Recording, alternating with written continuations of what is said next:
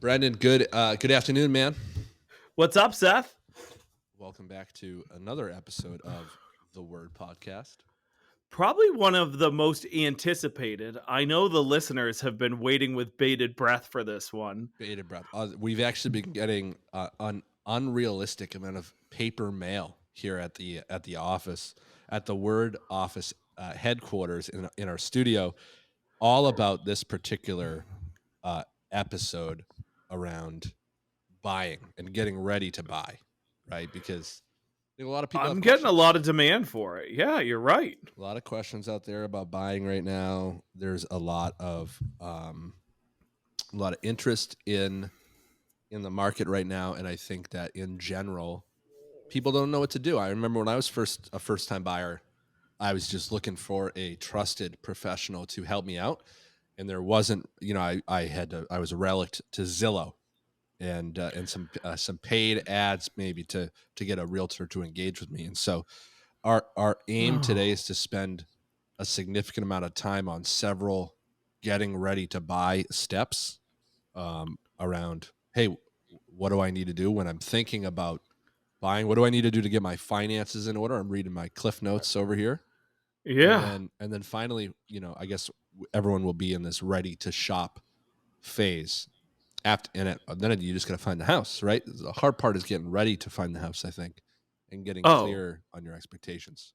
wow. I didn't realize that. I thought you found the house and then everything else fell It into comes place. together. Yeah. So, um, That's not how it works. I mean, unfortunately, that is sometimes how it works when you have unprepared buyers out there kind of jumping in, and they're behind the eight ball, as the expression says, right? So they're in a tough spot, and they're forced to scramble and maybe work with someone who they're ill prepared to work with.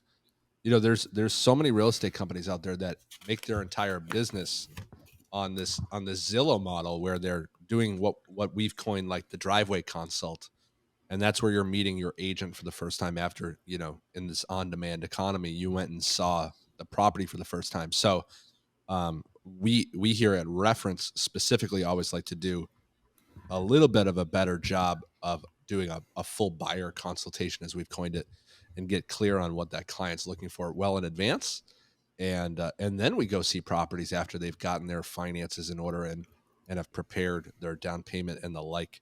Um, so we're going to cover a lot of that stuff today, which I think will be good for the people. What do you think? I think it's awesome.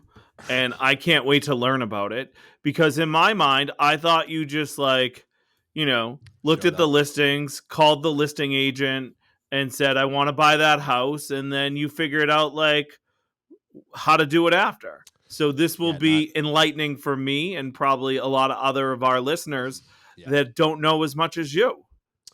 Yeah. Well, our aim is to inform today. So let's get after it. So let's get started with, I guess, just getting ready to buy, right? So Yeah. um there's a few things that we like to always cover in a buyer consultation, that first initial consult. So if you're a buyer out there and you're wondering, hey, what should I be getting clear on?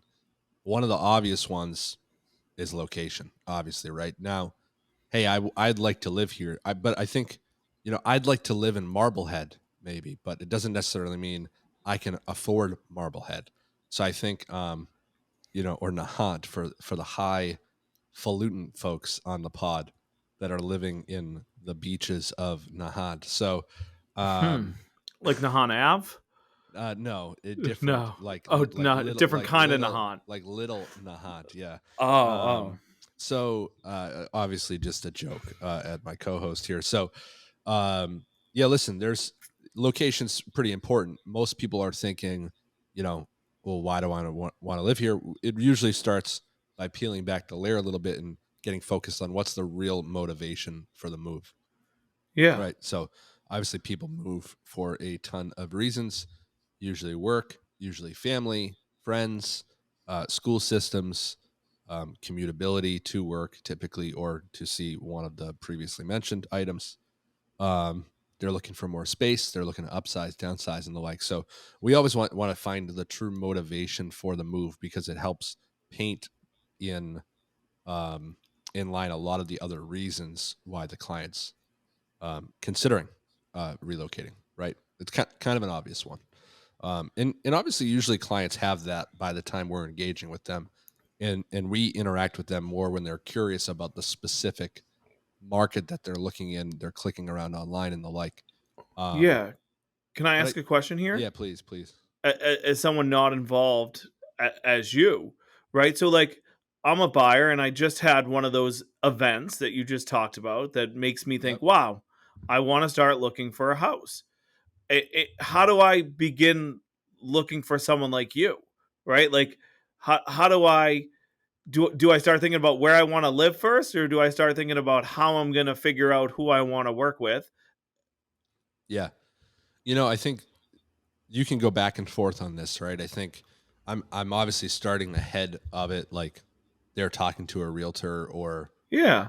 or we're first meeting the client, right? So um probably a little unconventional. I'm actually putting it back on the client here, but I'm going to answer your question here in a minute. I'm putting it back on the client a little bit. I think most people, if you think about the genesis of home buying, is they get curious about a market and they end up on the Mm-hmm. internet researching the market, right? So, but there's a real motivation, but behind that clicking, right? That I think is important. And so, chicken or the egg. We live in an on-demand economy. I think it's going to be really tough to stop the consumer from doing some due diligence up front at the market they want to live in. But the right thing to do is if you've honed in on several different areas, and maybe you've looked at the market online, chances are you've clicked on something or maybe visited an open house in the area and are starting to interact with realtors. So what most buyers do is they hire the first pulse that interacts with them, right? They run into a listing, excuse me, in the area they like, and they said, "Ah, that guy or that gal seems normal. I suppose they're a realtor. I don't know a realtor here. Will you please help me?" Or they have the listing that particularly they may want to put an offer in. And this is to your point, like it's the wrong way to do it. It's the wrong way to do it, right? So let's say in the example you were looking in Marblehead, you were looking in Nahant, you're looking in Winthrop, you're looking somewhere on the North Shore. The right thing to do is to find a local expert on the market, right? Because they're really going to solve a lot of these steps for you. So there's probably a couple ways, Brendan, you could guess how one would go about doing this. Why don't you take a stab at it for us? Um, Zillow, Okay. Instagram, Instagram, interesting. Okay. or Facebook. Okay. So I would think I would find the agent I wanted to work with either through one of those channels or maybe even the TikToks, um, or an online listing. so Brendan's relocating to Scottsdale, Arizona tomorrow. You're browsing TikTok to try and find the local expert. Is that correct?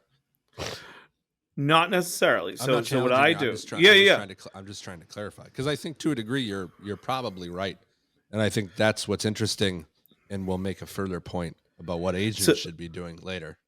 so I'd start on Zillow, right? Or Yep. realtor.com. I would Yep. go and I would look in that market that I'm looking at. Then I would also go on Instagram and I would start following realtors in that area to like sort of see what's going on. Because I do like Scottsdale actually, and I follow a whole bunch of realtors in Phoenix and Scottsdale just to like keep up with it. And there's a couple that are better than others that I like their No doubt. content. No And doubt. I inevitably, if we buy something in Phoenix or Scottsdale, like I, as of now, could tell you the one that I would reach out to. Who is it? I'd have to go back and look at my Instagram, but like I can see their logo. It's Right. like a mid-century house with like palm trees, and I think it's like Twin Properties, And Arizona, or and something. and you love a mid-century house, so I do. that makes a ton of sense. Yeah. So yeah, listen, I think if you're a consumer right now and you're like, oh, how do I find a local expert? First off, I think it doesn't really matter what avenue you want to take, but you're going to start it online.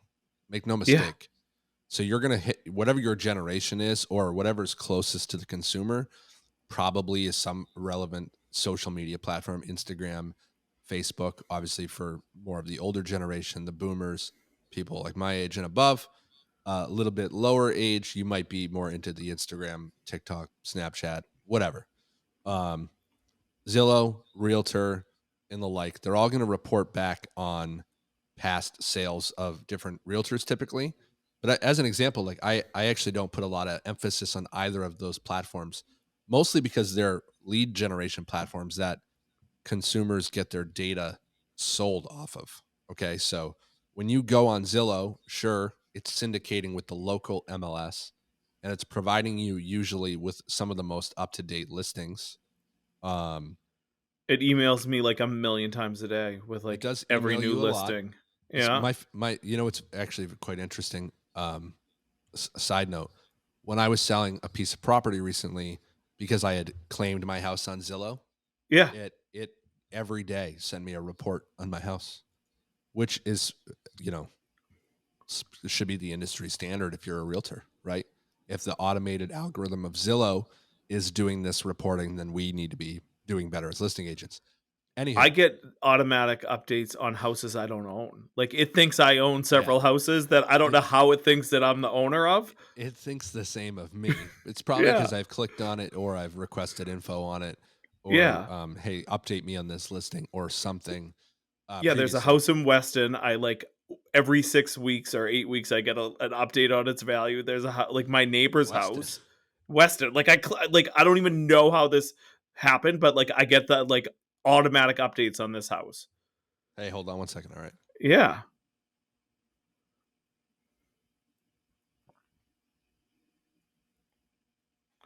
I'm gonna have some of my LaCroix. So all of you buyers, the LaCroix is tasty water. We haven't decided yet. I think we might need a poll because there's also Spindrift, and there is some suggestion from my co-host that maybe Spindrift is a better option for the podcast. I currently have LaCroix at my disposal, but I think moving forward, we may have to poll our listeners and ask them whether they prefer LaCroix. Oh, so we're both hitting That's LaCroix. that's why ready for this? Ready for this, Yeah. LaCroix? This Give is us a give us a shout back. There it is. There it is. oh That's why I muted real quick. I was getting a little squeaky in the voice yeah, box, and so you I had to muted. request a LaCroix. I did. I did. So shout out But to I Kim do who think we should, yeah. I think we should pull our listeners. LaCroix has not been responsive to our mm, requests for some love. So I think gotcha. we should ask our listeners if we should abandon LaCroix and go all in on Spindrift, local company, designed by a woman, the packaging designed by a woman in Nahant. Um, Is that real? yeah, a graphic What? designer in Why Nahant did can't the packaging. dude? Let's get her on the pod, man. Yeah, we got to ask. Remember that PR person we both have used, good Yeah. friend of hers. Yeah. Okay. I bet we could ask. Be Let's get great. on that. Lisa Bell, if you're listening, hook us up with That's it. That's Spindrift. it. Let's do it. So back to the platforms online, right? As we both, Yeah, what are you rocking? I'm rocking lemon. I got lemon. I love it. Good work. I got two lemons. Wow, look at you.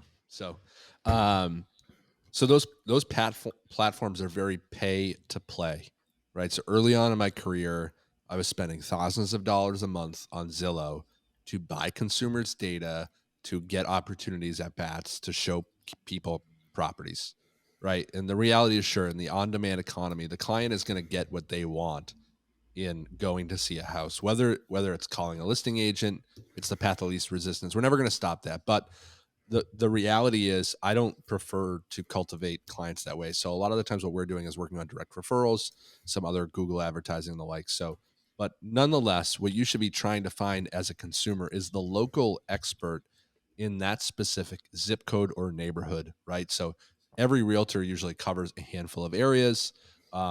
And then there's other people on their teams that kind of tag in and cover stuff. And there's even sometimes when we've had specific properties just a little outside our reach, we're going to go ahead and tag in the local market expert and we'll figure that out on the back end what that looks like for us, right? But listen, hop online, hop on social, and the person who's making content informing the market like we are right now should be the person that you reach out to. Okay, so for certain um, starting with trying to find a realtor is important. But while you're doing that, there's parallel paths you should be taking. Like, obviously, I can't find a realtor in the local neighborhood I'm looking for if I don't know what neighborhood I'm looking for, right? So, and I always caution clients to pick fringe markets too. So, in the example before, if I was talking about Marblehead, then we should be looking at Salem. We should be looking at Danvers. We should be looking at Swampscott and the like, right? So, as an example, if I'm looking at Winthrop, I should be looking at East Boston, Revere, maybe Chelsea, right? Like you have to pick some immediate surrounding communities because sometimes you just can't get what you want at the price point you're in with the grim inventory situation that we sit in today in the middle of 2023, right? Um, so you've found your area, you're starting to research realtors, and something else that I think consumers should do that often they do not do is they should try and interview multiple agents. Okay, I Yeah. I I gotta give kudos to some of our mutual recent clients, who will go unnamed. They interviewed, I think, 6 or 7 realtors. Now, personally, I've never been part of an interview process as extensive as they took it, but they took it very, very seriously. They're also not first-time home buyers, so they probably, like most people, experienced maybe a bad real estate experience, which I think most consumers probably don't have the best experience, quite frankly, when it comes to buying or selling homes. So they did their due diligence. They interviewed multiple different realtors. They whittled that down to 3 different agents. Luckily, I was in the realm, and and then went on to further do a second round of interviews and just get clear on some expectations. And they had great questions prepared. So just to tee up some of those questions, a few things that I think. Actually, let me put it on you. What do you think? Maybe 3 or 4 very basic questions you should ask an agent as a buyer's agent. If you were interviewing someone in Arizona, hey, I'm thinking about hiring a realtor. I'm looking about relocating for a vacation home. I have a few questions for you. What do you think they would be, Brennan? I think they would be, what is your knowledge of the market?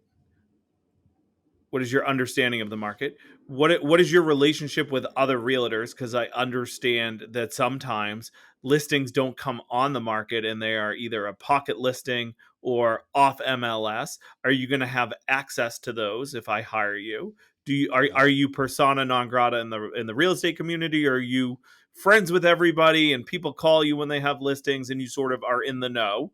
Um, Right. Also, what does your network look like? Are you going to have a lender for me? Are you going to have a lawyer for me? Do you have a mover for me? Do you have an electrician for me if I need an electrician? Do you have a pool guy? I'm going to be living in Right. Boston. I can't be servicing a pool.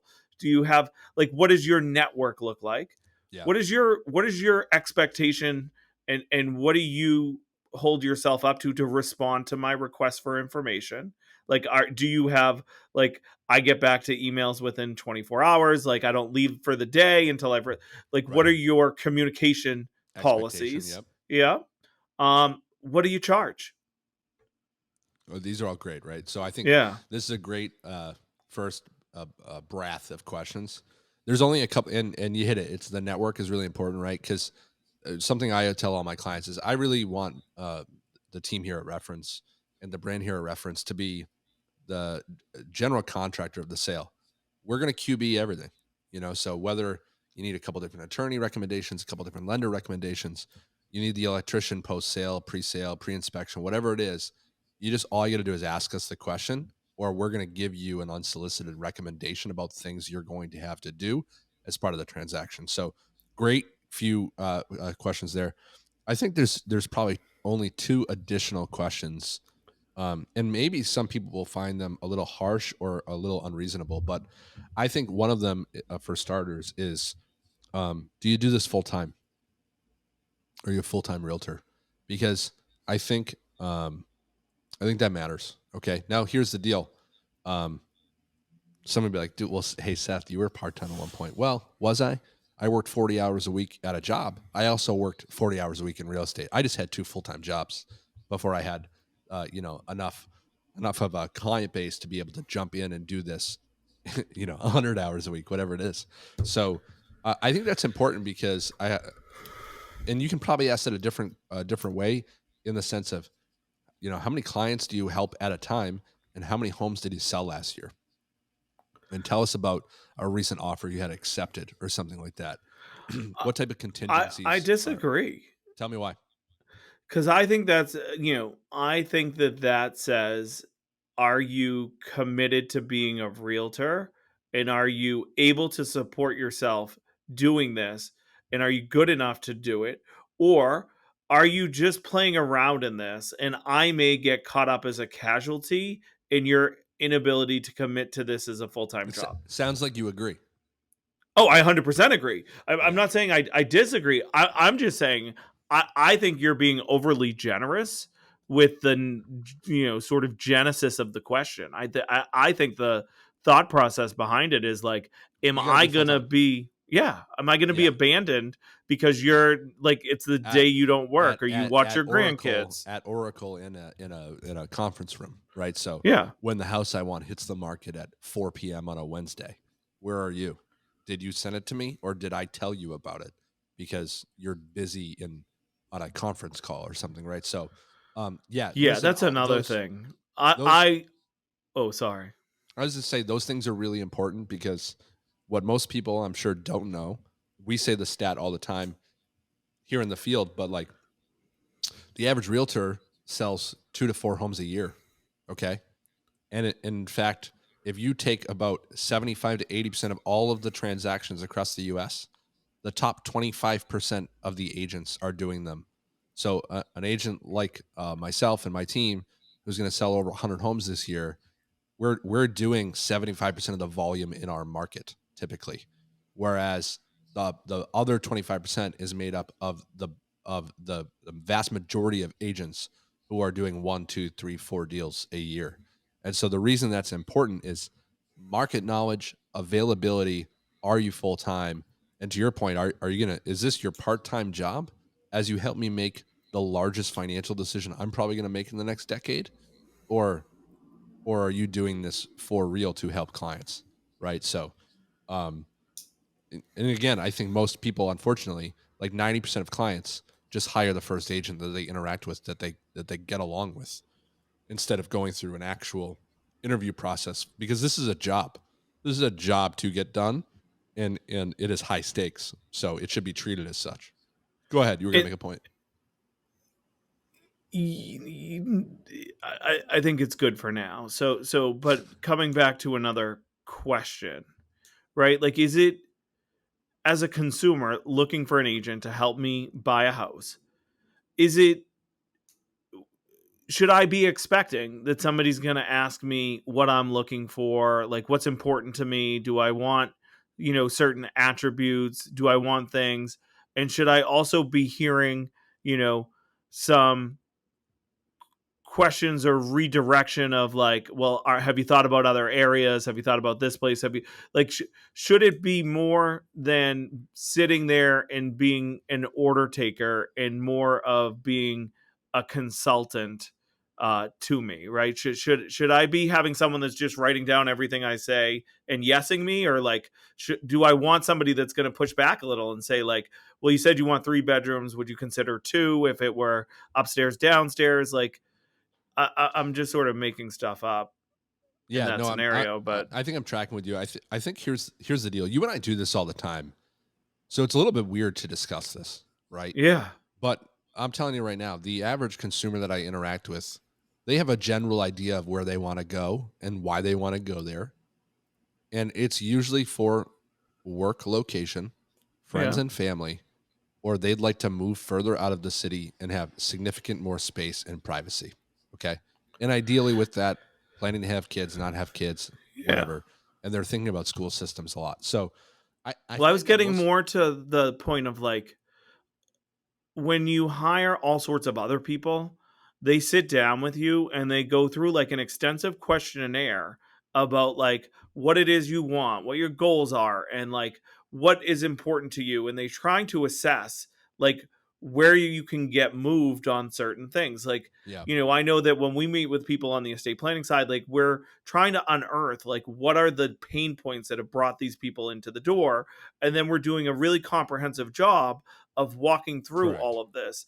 And I know that when I met with my wealth manager and sat down with him for the first time, there was a lot of discussion about like, what my goals were and what I was looking for and what my, Right. what I would put up with and what I wouldn't. And, you know, should we be alarmed if we're a consumer and we don't get that the first time we reach out to a Yes. realtor? Okay. Yes. That's what 100%. I'm getting at. Yeah. Yeah, I didn't know where you were going at first. Yeah. You were really confusing me. But yeah, no, I think that's the point, right? So we ask open-ended questions to try and really understand the motivation and the reason behind where they're trying to go. And that goes into a ton of different info, whether that be around budget, rooms, beds, baths, must-haves, must-wants, right? This should be very conversational. And I think that's why to not to circle back to it, but that's why like I hate the Zillow platform, right? Because I'm starting my relationship with click. I'd like to see this. I don't know you. You show up, you think I'm the listing agent. You probably might be working with somebody already, but that part-time agent that you hired's in the conference room didn't send you the property. You found it, you wanted to see it. And again, in this on-demand economy, people show up. And now you're not really adding value to me, right? So hopefully, and chances are, if that's the type of agent you are, and again, I know tons of people have built their business on. I'm not ripping it.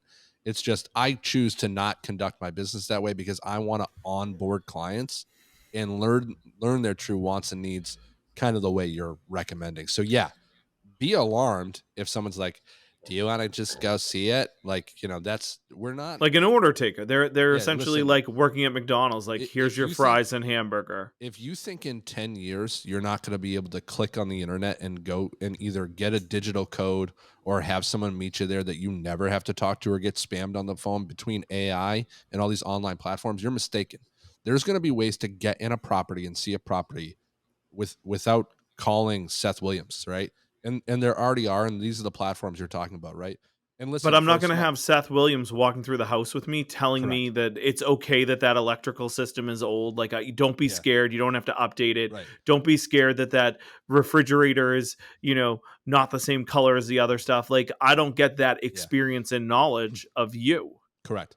And when you're making the largest and listen again in those Zillow interactions, I hate to keep calling it that, right? But this now becomes a monetary game where I challenge the maybe the I don't know, the motivation between the realtor, right? So um it's just a weird way to start the relationship. So yeah, Yeah. to end your point, yes, be alarmed if you're not getting asked tons of questions by your agent around your wish list, wants and needs. We always do a pretty informal or formalized buyer consultation on Zoom or in person where we're going through those those wants and we are widening the search and we're asking hey, what's on the must have list? What 100% could you strike if you had to?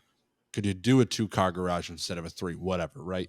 Um, and once we have all of those things, and I really like the must-haves, the non-negotiables discussion, right? Like for instance, for me, whether it's this house and the next house, like I I love cooking. I just want a badass kitchen, right?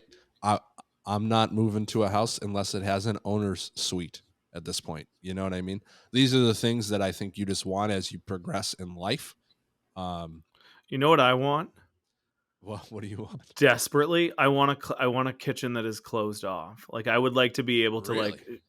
like, yeah, from the rest of the entertaining spaces, I would like to be able to shut the doors, and Mm, if there's a caterer, have the caterer in the kitchen, and have like people in the rest of the living spaces. So, like, yeah, I totally get what you're saying. There are things that like I want. I don't think they're must haves. Like an owner suite, maybe I must have. Like, but I get what you're saying. That makes complete sense. And there are things that I really want, and if the house had it, I'd be like, yes, let's do it. right. As an example, to chase this very specific analogy, Yeah. a good response to what you just said. So, Brennan, it sounds to me like you love entertaining. Tell me more about that, right? And now we're having a conversation around you entertaining and the pain points in your existing home, and then I may say something like, "So, Brendan, when did your last home stop working for you?"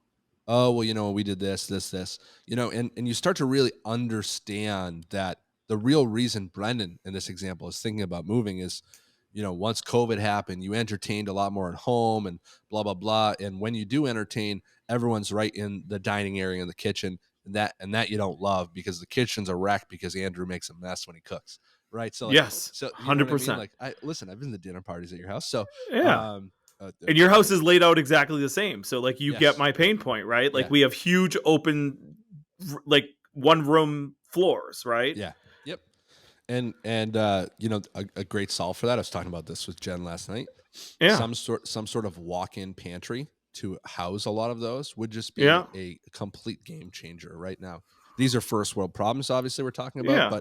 but as an example, these Yeah. sort of consultative conversations to really understand the motivation, not just like I want less of a commute. It's like, Yeah. what do you really spend your time doing, and how can we help you figure that out? And that really helps us paint a picture. And not to fast forward all the way to the end, but if you think about it, when we find that perfect house that has those things, the key is taking a stab at it and not hesitating and actually getting it under contract, right?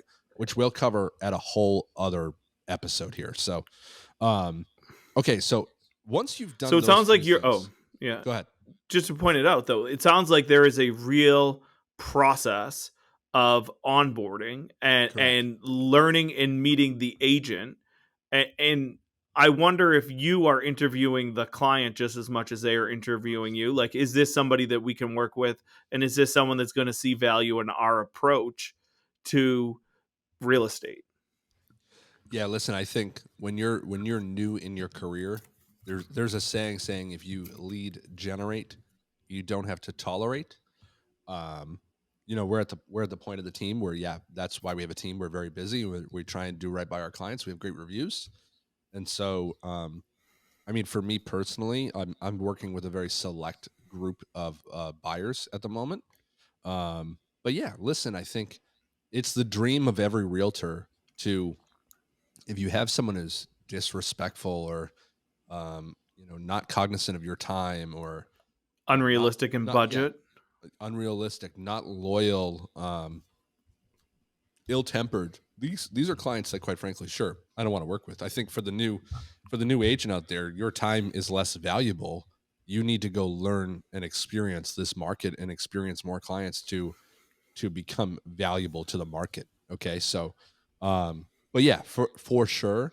I think sometimes too, because I do a lot of the onboarding or intake, and then I'll match make, right. So there's clients that I onboard and go through that consultative um, workflow, and then I'm like, who's going to be great for this person is Eric, because Eric is cool, calm, collected, and patient, and sometimes organized, sometimes not, right? And then there's some people that are like a little bit more, eager, and like they want to get out, and they need someone more local, and so maybe they go to someone else on the team, right? So maybe they're in my backyard, so that's a buyer that I'll particularly help as I try and stay closer to home, with working on buyers, right? So there's definitely a lot of matchmaking that goes on, not just with the house, but with the agent and the right person. So, Because it is a uh, personal relationship, right? Like you could be 100%. spending weeks, if not months, with this person like quite regularly. Yep. Yeah. Listen, Yeah. and a lot of our clients become friends, and we hang out with them after the fact. It's a lot of fun, and they join us at client events and whatnot that we have. Save But that for later when we get to the end of it to talk yeah, about I the know. benefits of being a reference client. Yeah, no doubt, no doubt. But yeah, listen, like we want to be the realtor for life, right? People move every 7 to 10 years, and so we know that it's probably not going to be their first and only purchase. Um, we move a lot more than we used to, right? As people, so and I'd love to see some of our clients too get a little bit more savvy in investing in effort to create some generational wealth. But that's a whole other pod. So Yeah, so it just sounds like quick, we've found a realtor to talk to. We've identified who we think we want to work with. We sit down yep. with them. We now we decide that we're all going to work together. What happens next? Yeah. So part of the consultation is, obviously we're talking finances. Hey, what's in savings? What's in bonds? Whatever. What's in the market? Is our down payment liquid? And a lot of people obviously think that they have to put 20% down, which, to be clear for the listeners out there, is not the case. 3+% down is completely adequate in, up to a pretty steep price point, up into this high balance conforming loan area, 700,000, 800,000. So, That's as little as 20 to $30,000 at a higher price point, or obviously at a lower price point, it's, three, 400,000. It could be nine, 12, $15,000. Obviously, you're going to need closing costs on top of that, which we'll touch on. Um, so we do spend a lot of time talking about finances, and obviously, a huge part of that is, and my favorite question, hey, Brendan, when we find the right house for you as part of this process, are you going to pay cash, or are you going to go through a bank? Oh, I will need to go through a bank unless the house is $2.95. So I like that question because first off, it's respectful. Okay. Yeah, Um, it sounds a lot better. Like there's agents out there that refuse to show homes unless the client is pre-approved. F- Fastest way to piss off a prospective buyer, to be clear, because the consumer will find a way in that house without you, yeah. via Zillow, via realtor.com, via Redfin, where I can schedule a showing digitally online and show up. So I like, you just never know who you're talking to. I've talked to clients like, hey, $2 million purchase. Hey, we find the right property. We're gonna pay cash. We're gonna go through a bank and finance it. No, I'm gonna pay cash. Great. I'm just gonna need proof of funds. Send it over. Boom, proof of funds in the email, name of the account. And like, if I ask the question, hey, Brandon, are you pre-approved yet? That just doesn't feel right. We just met each other in this consultative, at an open house or whatever, this follow-up appointment I'm doing. So I think that's a really respectful way to go about it. Are you paying cash? Or are you going to go through a bank? It'll shock you Seems how like much. a very Best Buy. Like I feel like you picked that It's, up at Best Buy. I think it's just the right question to ask. I think asking the Yeah. right questions is a big part of being in real estate. Um, because again, hey, are you pre-approved? Assumes negative intent. Did you talk to anybody? Do you know what you're doing? Do you even know what? Again, like maybe maybe you could sell a piece of property and pay cash because rates are high. Whatever. We're just not going to assume anything, and I think that's a better question to learn. And usually, I what we felt get, much better when you asked it that way, right? yeah, So like clearly there is some psychology behind that. no Like doubt. you can tell that you not your first rodeo. Yep, and you know what usually happens? You get a quick chuckle. Nah, man, I'm gonna have to Yeah. go through a bank. I don't have that kind of money, right? And we have a Yeah. good little laugh about it. It's, hey, so talk to us a little bit more about what you got in the bank, and where's the money? How much you think about putting down, right? So we talk a lot about that, right? And obviously, when most people say, "No, I got to go through a bank," well, now it's we just got to get this person pre-qualified or pre-approved, right? That's a huge first step. There's a couple firms out there that actually will do a soft credit check and try and issue a pre-approval letter. There's other firms that are going to do a hard inquiry. What's I the don't. average consumer like? What's the difference and why would I care? Yeah, I mean, so as someone who is hyper focused on their credit, I think it determines a lot in your adult years of what you pay for things, especially as someone who buys a lot of real estate. I personally hate getting my credit pulled, right? So I usually have it on lockdown. I'm usually monitoring it a lot. So I think some buyers are just they go from this like consultative, I'm just trying to figure out what's going on, to segue hard into let's get pre-approved is scary for them because they may know their credit's not great. They may know they have too much debt. They may have student loans that they're worried about. They may not have the down payment saved, right? So I think it's important to understand kind of that process. So depending on where they're at, maybe we Yeah. send them to one lender to understand financially what they could do. Maybe we send them to another lender because they're like, nah, man, I'm ready to go. My lease is up in 40 days. I want to buy something fast, right? So I think it comes down to the So is consumer this there. just like applying for a credit card? Like you More or just fill out less. the form and then like you hear like it just responds like we're sending you an Amex. Yeah, I mean it's not that simple, but it Okay. kind of it kind of is now. I mean, there's so many different lenders, whether it's Anthony over at NRL, Jason over at Cambridge Savings Bank, Shant and his team at Guaranteed Rate, um, Lacey and their team at Cross Country.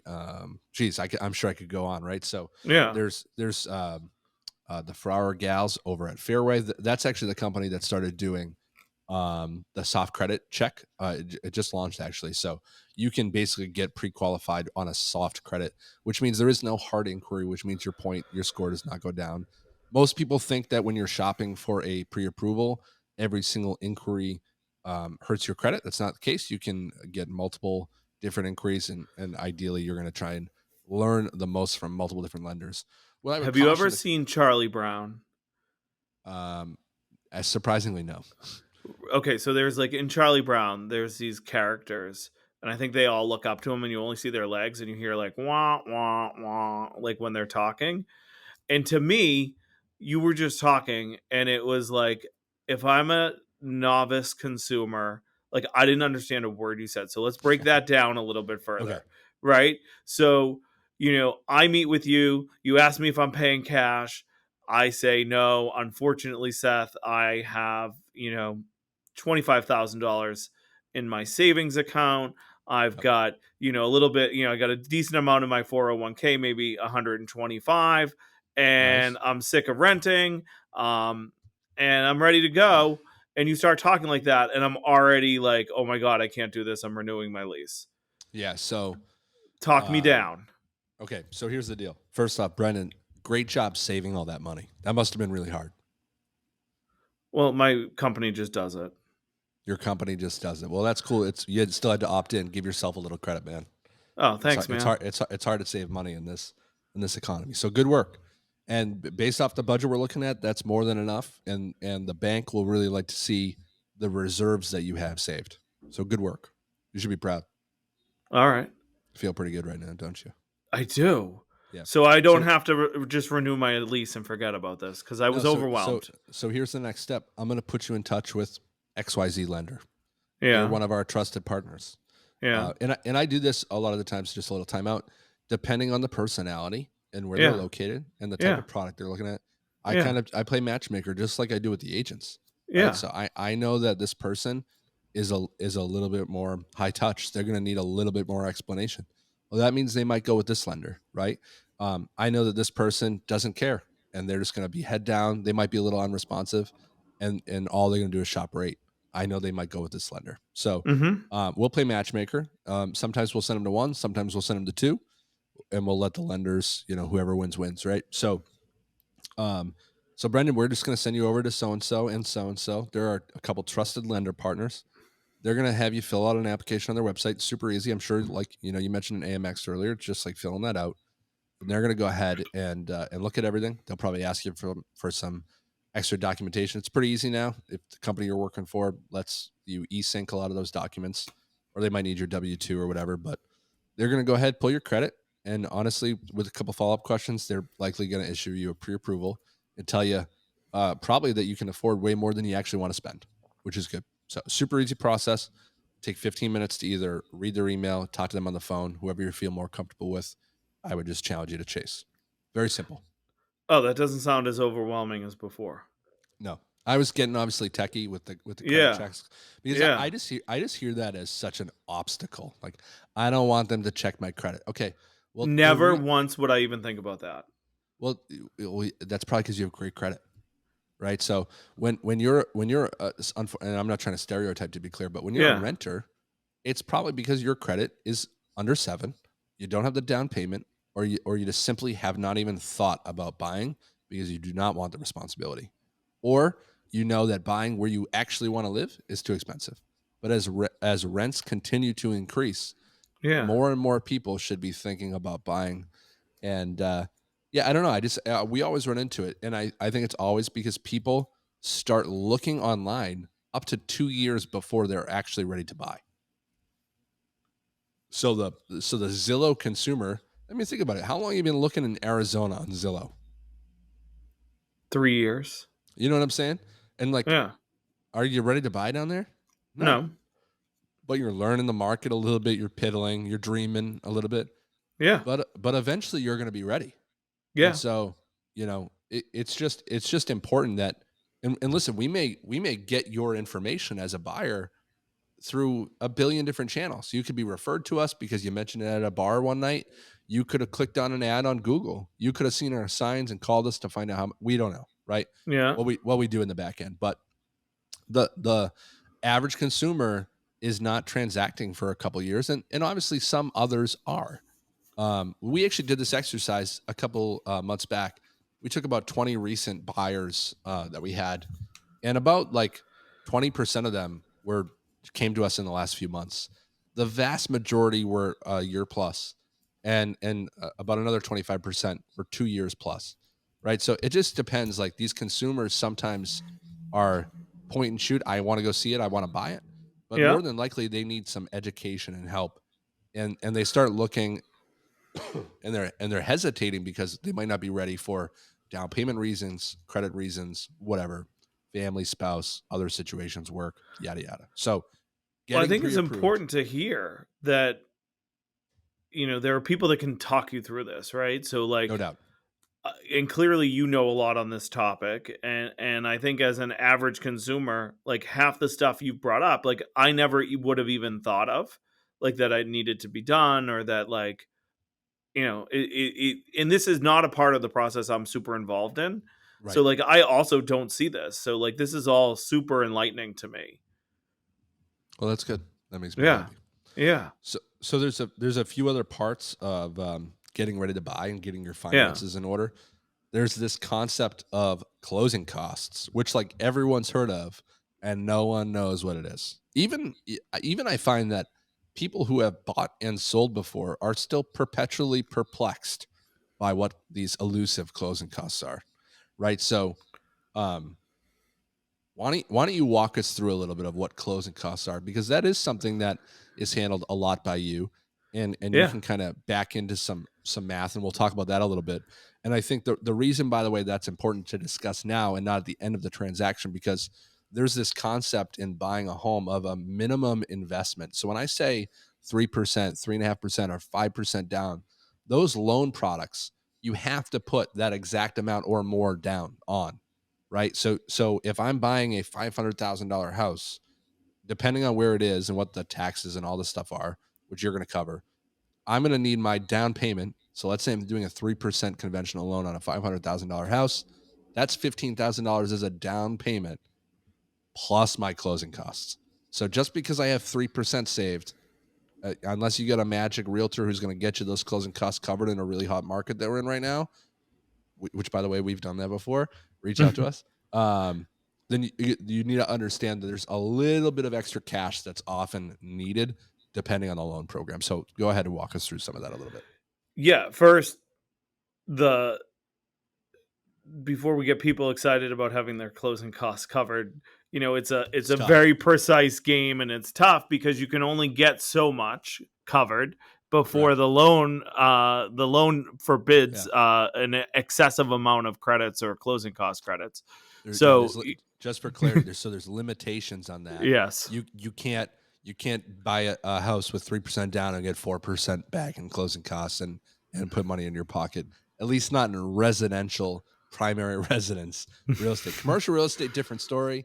We're not Again, doing commercial today. another episode for another day. But yeah, so that's a great point, and I think every loan program and every lender is a little bit different. But They the are. yeah, good point. And it's something that the underwriters like, right? So especially when after an inspection, and we're getting a little ahead of ourselves, but we start talking about credits, it becomes problematic if they're too high, right? Like, so weird concept. Oh my god, like, why would the credits be too high?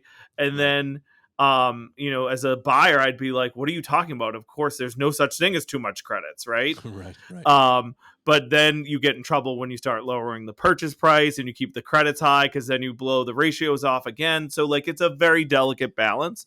But Good closing point. costs are essentially broken into, I would say, three major categories, right? Like, no one in this is doing anything for free, right? So you are paying everybody for everything, whether you know it or not, right? So the loan officer is getting paid, the mortgage company is getting paid. So the first series of costs that you're going to see on your closing disclosure is what, and it's otherwise known to the consumer as a CD, is going to be your lender costs, and there's going to be origination fees in there. There's going to be appraisal fees, credit score fees, flood mapping fees, all sorts of little ticky tacky fees. So, on average, they're, and if you're buying points, the points will be on that in that section Yeah. too. I usually estimate all in, it's usually maybe 1.5%. I don't know how well that formula shakes out, but like if you said a $500,000 house, it's probably 7,500 bucks, give or take. And Yeah, obviously, like, which I'm sure you're gonna get to here in a minute. yeah, Um, the town matters a lot because taxes matter a lot, and taxes are a part of it, right? So to your point of everyone getting paid, In multiple ways.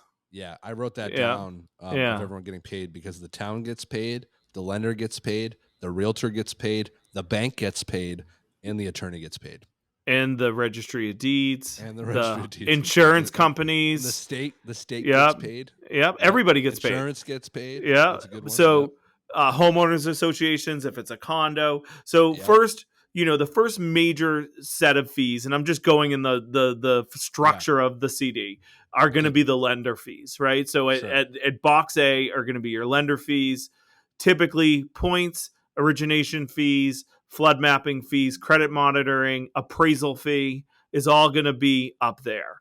And with the appraisal, it may not be due at the day of closing. It may be paid outside of. So the CD is right, also broken into what you're paying for on the day you close and what you've paid for before closing, but they're all considered parts of the closing costs. So that appraisal fee is going to be in there, and those are all lender fees. Then right. you're going to have title fees. In most states, lawyers aren't necessarily required to be involved in a real estate transaction. It's Massachusetts a good point. is unique in that we are one of 11 states that are what are called attorney states, where attorneys have to be involved in the certification of title to a lender for real estate, for a mortgage. And I'll get into that a little bit more in a minute. But next section will be the title fees or attorney's fees. So that's going to be all your title search fees. It's going to be making sure that the property is owned properly. It's going to be confirming with the city or town that the real estate taxes are paid and any water and sewer bills are paid. That's called a municipal lien certificate. There's going to be a mortgage plot plan where somebody comes out and looks at the property to make sure that there are no encroachments from neighbors of sheds or fences or anything, to make sure that everything is within the boundaries of the land. So the buyer pays for that. That's on there. There's gonna be um, there's going to be Insurance, homeowners. Well, that's lower down. There's going to be your legal fees or title fees, and then sure, there's going to be lender's title insurance. So you have to buy title insurance for the lender, right? So everything the lender does, you as a buyer are paying for it, right? You're paying for their settlement jeez, fees. You're paying for their all of their protections. And what the title insurance does is it only protects the lender, and it only protects the lender during the course of that particular mortgage. And what it says is the lender is in good condition, that if they were to foreclose against the owner, that they would be protected and there would be no title problems as to the lender. It has zero protection for the buyer, and it goes away the second you refinance, and then the new lender is going to make you get out a new lender's policy. right. So then the next thing in that section is going to be lender owner's title insurance, and that's what protects you as the buyer. It lasts for the entire time you own the property, and what it does is it protects you when you go to sell it, or at any time during your ownership. If someone says that they own the property, someone tries to say they had a lien or encumbrance against the property, your title insurance company should theoretically cover you for that after you make a claim. So it protects you. Also, when you go to sell it, what it does is it tells you that you'll not be prevented, most likely, from having to sell the property to clear out title problems. It will say that the title insurance company of yours and the potential buyers will work together and do what's called an indemnification and undertaking. See, you said that I was going too deep on and you were gonna not buy. I mean, you're scaring the people, Brendan, about closing costs. Well, I haven't said what they all cost yet. I'm just breaking down what the No, costs on there are going to be.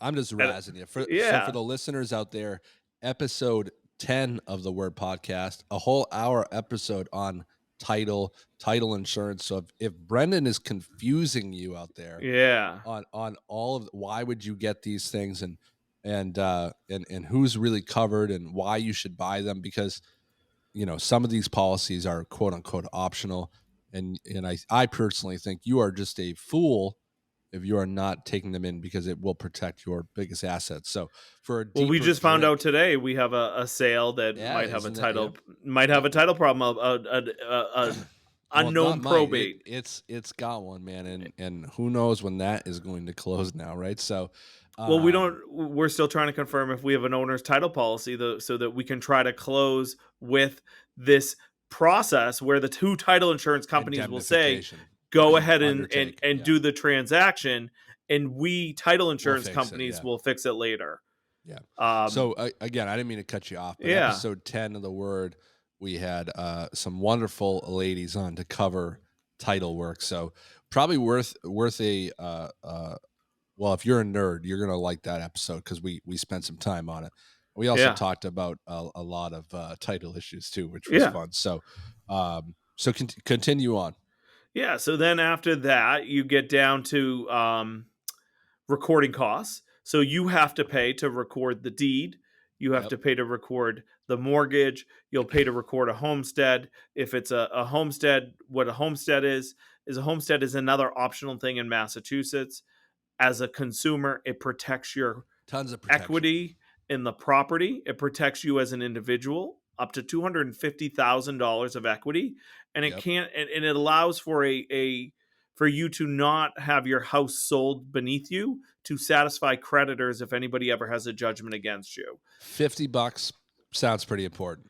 35 to 35. record. Well, I think it's 35, 30. It's like, yeah, 50 is probably the right number. I think by the 35. time you get like an e-recording fee, I think it's Right. like Right. $37 plus the e-recording fee, whatever.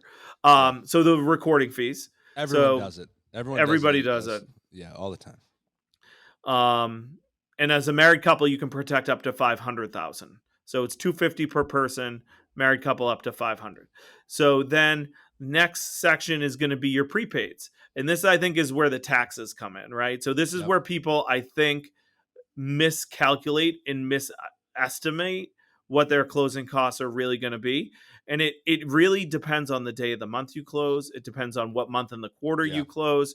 So most lenders want to have like a quarter or 2 quarters of taxes in escrow. So what that means is they want you to prepay several months of the real estate taxes. So when I was talking about the fees earlier, I talked about an MLC from the city, or a municipal lien certificate. That tells us what the taxes are. Then we divide that and break it into a monthly number for the bank and say, the taxes based on $12,000 a year are $1,000 a month.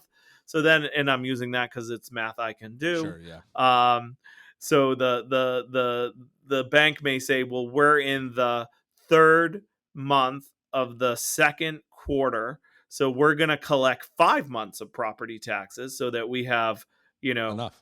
enough. Or we might be in the first month and they're going to say we're going to collect 3. So it depends on where you are in the cycle too of how much they're going to collect.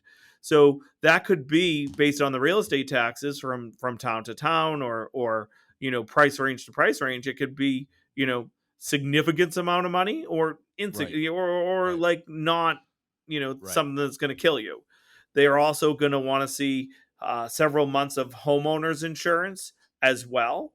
If you're buying a primary a standalone property, so they're going to want to see that in addition to the A 12 full months you've year. already purchased. So they want you Yeah. to do a full year, and then they're going to take extra months and they're going to hold it in escrow. And for first time home buyers, escrow is like this whole other concept that Yeah. is mind blowing. Let's hit on that real quick because I think Yeah. in to try and shorten it, Yeah. closing cost. There's a ton of additional costs that are prepaid Yeah. and or due to other parties who are helping you secure the property as part of the process. So the Yeah. attorneys, the banks, and the lender and the realtors all are making money. Yeah. And obviously they're not, this isn't charity, right? Everyone's trying to, they're putting in time and money, and so they're going to get paid, and that's all part sometimes of the closing costs. And then what the biggest thing, which I think is very confusing to consumers as part of that too. I think most people expect people to pay a fee, right? Yeah.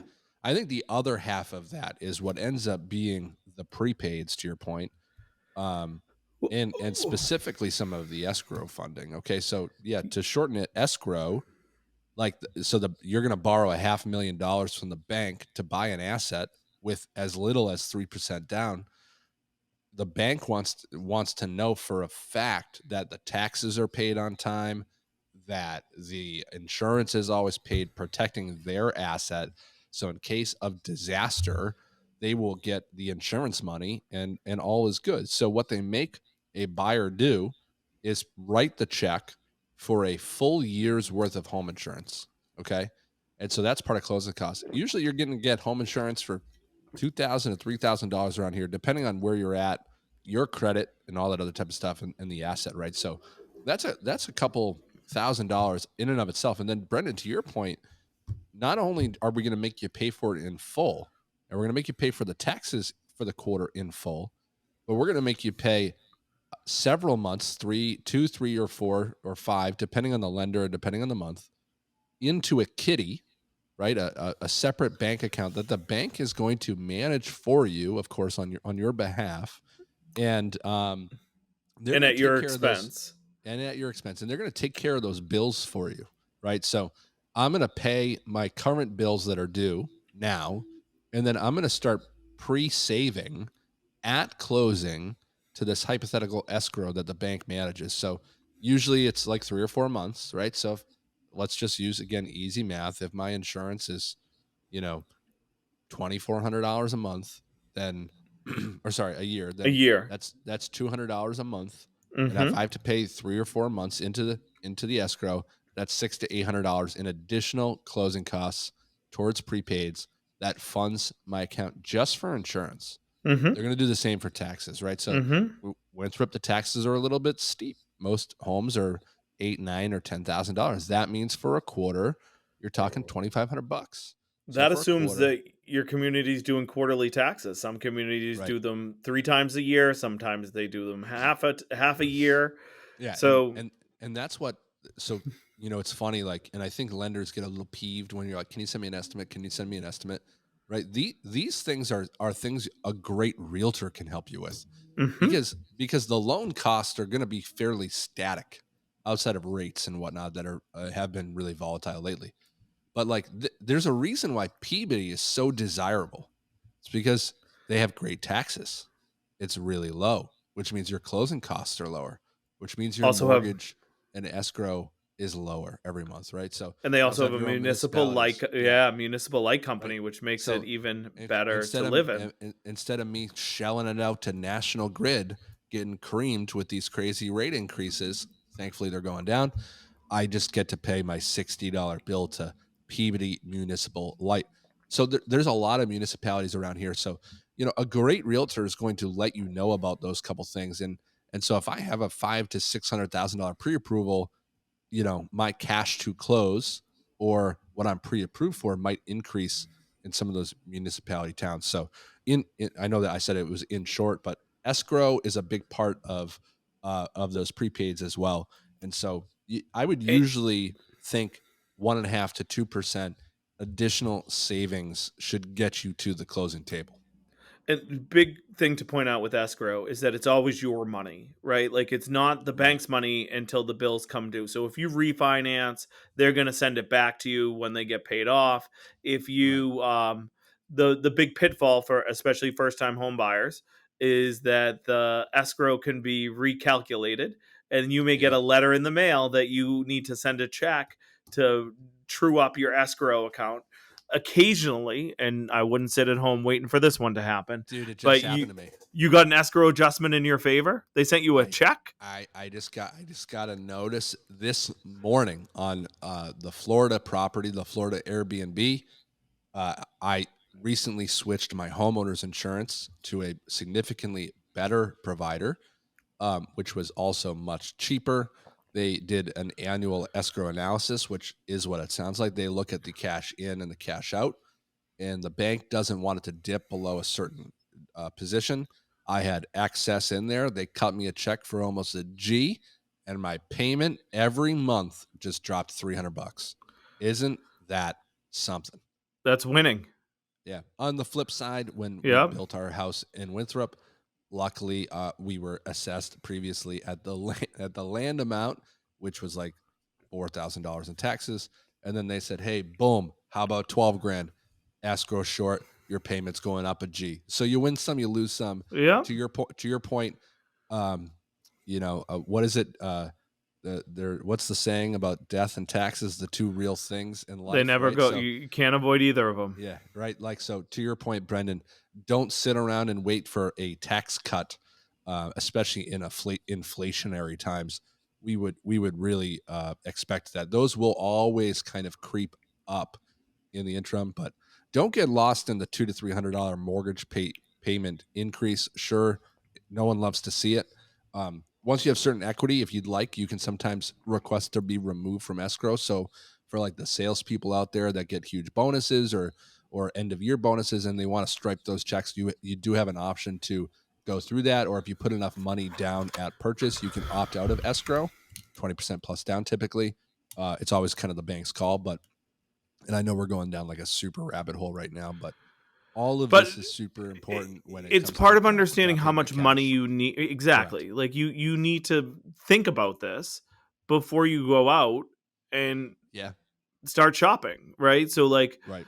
what it sounds like is we've done a real good job of charting out the finance discussion. So are there any Right. other things you talk about with a buyer in terms of the finances prior to going out and shopping? I think I think it's an important. It's honestly, we always spend a lot of time on just, hey, I like to ask people, hey, what's your cash on hand like? Sometimes people are investing. Sometimes people have it tied up in the market. It might be in your Robinhood account. It might be in your Roth. Talk to me about your current liquidity situation, right? And I think as long as you get trust, people are going to hit you with the details, right? Mhm. And listen, we all have talked to the clients out there that maybe feel a little bit more reserved and they don't want to share that at first. Get the lender involved, right? Right. That's the lender's job. And Mhm. listen, I don't personally have a hard time getting that information out of clients. It's very important. If we're going to embark on this journey together, we need to be trustworthy. And so obviously they share that with us and we take it to the vault. But yeah, there's been times when say, hey, listen, if you're not comfortable talking about it, talk to so and so. They'll go through everything with you. And then typically the lender can clue you in and be like, hey, listen, looks good on my end. They're plenty of savings, whatever. Um, and so the current existing savings and liquidity is important, and reserves are important. So you mentioned it earlier. Oh, I have a bunch in my 401k. Banks will take that into consideration because they always want to see a couple months saved up of additional payments, right? It doesn't mean it has to be liquid. It doesn't mean you need it to buy the house, but they want to see it stocked up in case of an emergency, in case you do lose your job, or in case you get incapacitated at work. Again, the banks, unfortunately, just they're out for themselves to make sure that you're not going to default in the asset, right? So, um, honestly, we spent a lot of time on that. And I mean, what a great place to kind of cut it off. The next part's getting to see properties and find something and put it in contract. And I think that's great for us to cover next time. Awesome. I feel like I learned so much today, and it may entice me to start, maybe I'll start interviewing realtors and, talking about like trying to get my finances in order. I'm inspired by this. You're inspired. Time to I'm pull the trigger with inspired. AZ. Yeah. We can hook you up with a good referral too if you need Yeah. it. So, but hopefully for the listeners out there, this was informative. If you want to hear some specific topics about getting ready to buy or getting ready to sell, comment, like, subscribe, shoot us an email, or yeah, you can comment on the YouTube and let us get some feedback on what you're thinking about and what we can do to create different content for the buyers and sellers out there. So, And Brendan, let us as know if you always, agree with us or disagree. yeah, and if you don't agree, just don't tell me. You know what I mean? So I'm Uh, just kidding. No, you can let us know regardless. So, Brendan, as always, a ton of fun, and I look forward. I think next time we'll be talking a little bit more about getting ready to shop and what an offer looks like and what some of the paperwork looks like and why that's important. What deposits look like, and a couple of the next big steps. You're a big purchase and sales guy, and I'm sure you'll Ooh, have can't plenty to wait for talk that. about I as will. as proverbially we hand the baton to the attorney once we put something in contract here in Massachusetts. So hopefully this was helpful for all the fans out there, all the buyers. Awesome. Thanks, Seth.